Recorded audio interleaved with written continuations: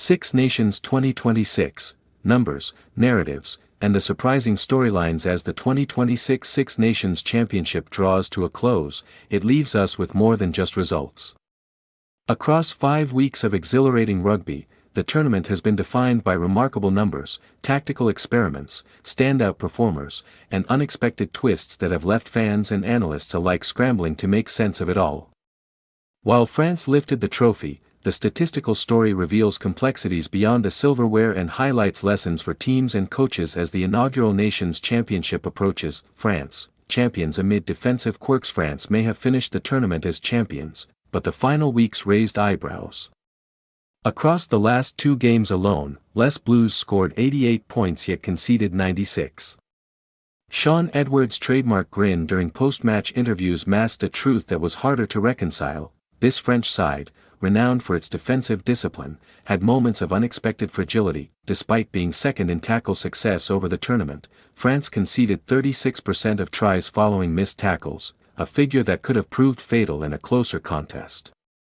Yet their offense, spearheaded by Bielle-Biarrey and Theo Attissogbe, offset many lapses. The duo played every minute of every match, combining for 14 tries, an astonishing strike rate of a try every 57 minutes. Bielle-Biarrey alone recorded more tries than any player had try involvements, scores or assists, in the tournament, a reflection of France's capacity for attacking brilliance even when defensive errors occurred. Interestingly, France topped the dominant tackle percentages, demonstrating that while the raw defensive numbers looked solid, key mistakes at critical moments skewed perception and result. This paradox underscores how aggregate statistics can misrepresent actual match impact, a lesson for analysts and coaches alike. England, playing by the numbers, paying the price. Steve Borthwick's England approached the 2026 Six Nations with a clear numerical strategy: use calculated metrics to optimize play, control possession, and minimize errors. However, the method met mixed results, particularly when opponents were willing to stuff the numbers and prioritize skill execution over system adherence. Discipline was a major issue. England spent roughly 1/5 of their time during the Six Nations playing with fewer than 15 men due to yellow cards. This numerical disadvantage affected rhythm, defensive cohesion, and red zone efficiency. Despite their best efforts, England underperformed relative to expectations. They had the highest expected tries per game, 5.8, yet only scored 4.2. Red zone conversion was a mere 39%, lower than even traditionally less potent attacking sides like Wales. Individually, Earl and Tommy Freeman stood out as England's engines. Earl led the tournament in carries with 94 over 370 minutes, 16 ahead of the next player, highlighting his remarkable consistency as a ball carrier.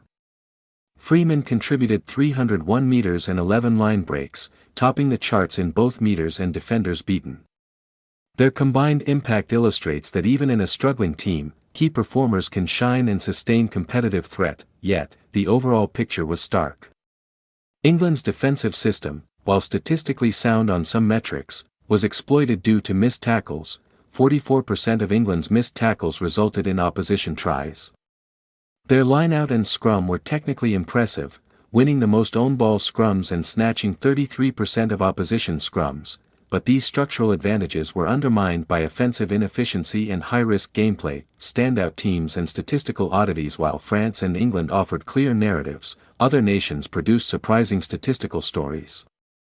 Ireland's Caelan Doris, the only forward among the top 6 for both carries and defenders beaten, logged all 400 minutes at number 8. His performance underscores the physical and tactical demands placed on modern back row forwards, balancing relentless defensive work with high-impact ball carrying. Italy, often underestimated, had one of the most curious statistical profiles. Despite expected tries per game of 5.2, Italy's actual tries for rate was only 1.8. Their defense, however, held firm, conceding just 3.2 tries per game against an expected 5.2. Their red zone conversion rate, the lowest of any team except England at 28%, highlights how efficiency, discipline, and opportunistic defense can compensate for attacking deficiencies. Their first ever victory over England exemplified how smart tactical planning and defensive resilience can produce historic results even when attack falters. Scotland, meanwhile, presented another curious case. They led tackle success percentages and minimized missed tackle to try conversions, yet had the highest carries for the lowest gain line success. Their backs delivered spectacle, but their forwards' efficiency fluctuated, showing how a team can excel in defense yet struggle in territory gain. Wales' campaign, often overshadowed by early heavy defeats, reflected their own statistical imbalance. They were weakest in tackles evaded, line breaks, and offloads. Defensively, their only glaring weaknesses were tries conceded and goal line denials, which compounded early losses. Despite this, their performances showed promise in individual skill, execution and set-piece reliability. England and France were also interesting when examining ruck speed. England, contrary to expectation, had the highest percentage of rucks under 3 seconds. France, meanwhile, recorded the highest percentage of slower rucks. These metrics highlight differing tactical philosophies, individual brilliance amid team struggles. Several players across the tournament etched their names into statistical history. In addition to Freeman, Earl, and Bielle-Biarrey, Thomas Ramos was second in total carries, while Theo Attissogbe showcased remarkable try-scoring frequency. These consistent performers demonstrated that, even in team-level inconsistencies, individual excellence can influence match outcomes and fan perception. On the defensive front, Maro Itoje led England in turnovers with 8, tying for the top of the tournament alongside Tadhg. His ability to disrupt opposing ball carriers offered England a competitive platform despite broader tactical failings. Joe Hayes and Ellis Genge, through disciplined scrummaging and intelligent positioning, reinforced the notion that structural strength can coexist with other vulnerabilities, a testament to the value of specialists in modern Test rugby. Tactical reflections and strategic lessons. The 2026 Six Nations has been a masterclass in the tension between structured, metric-driven rugby and the unpredictability of human skill. Borthwick's England illustrates the danger of over-reliance on numbers. While metrics provide clarity, they cannot anticipate spontaneous skill executions, such as line breaks, offloads, and sudden momentum swings, which can redefine matches. France, conversely, balanced raw skill with structured frameworks, though inconsistencies in critical moments revealed that even top teams face vulnerabilities under pressure. Red zone efficiency, historically underappreciated metric, emerged as a key determinant. England and Italy, with the lowest conversion rates, underperformed relative to their attacking potential.